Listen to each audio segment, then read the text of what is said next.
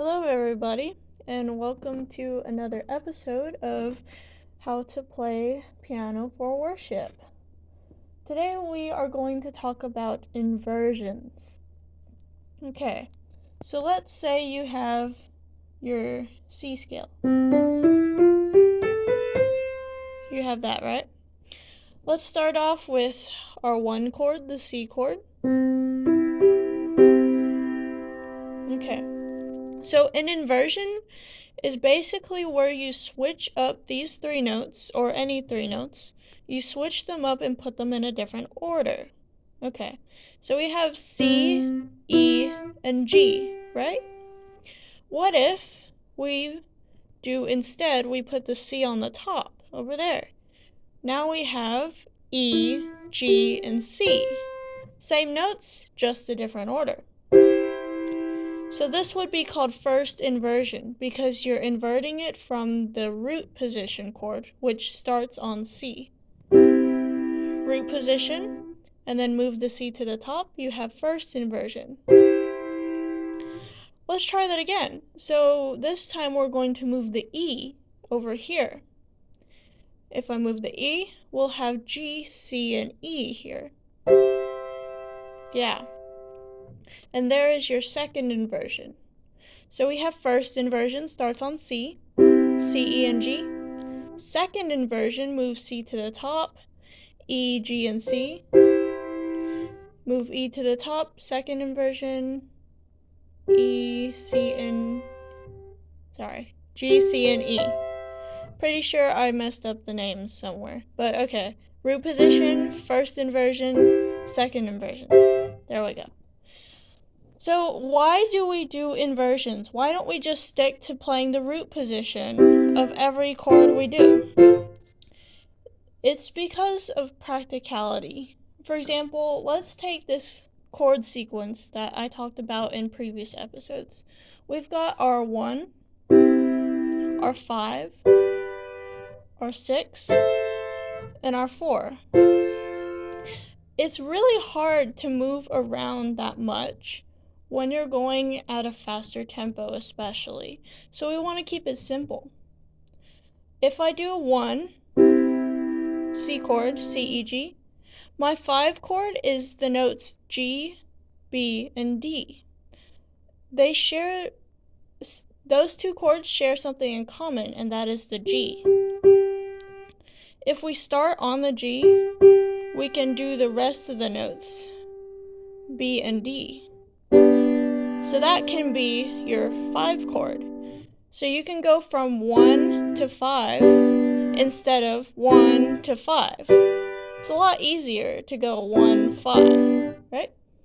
Okay, and if we start here on our 5, our 6 can either move up 1 or down here. And they're both pretty easy.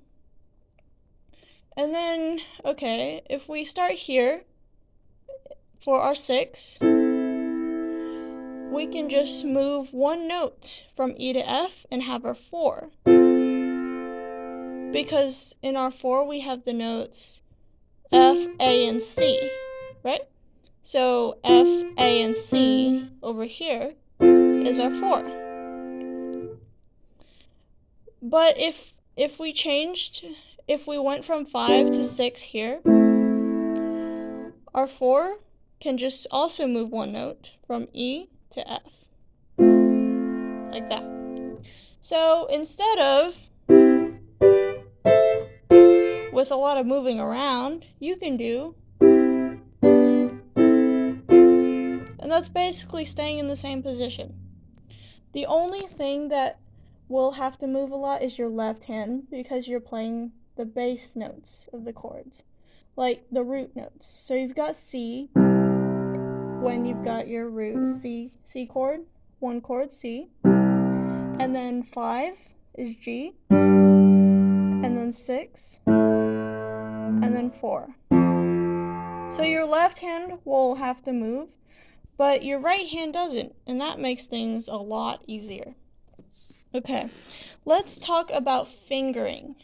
You may have noticed I did some different fingerings when I'm doing things like this and this. Okay, so for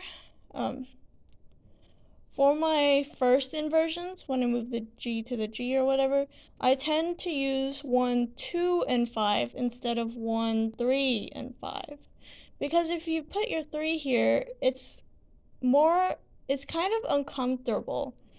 And it makes my other fingers stick up, which we don't want. So if I use 1, 2, and 5, it's easier.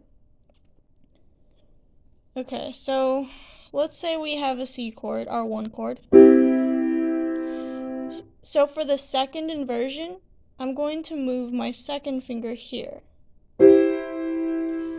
And then for the, root position, C chord, first inversion, there we go. First inversion, move my second finger. And then second inversion, I'll put my third finger back. Yeah.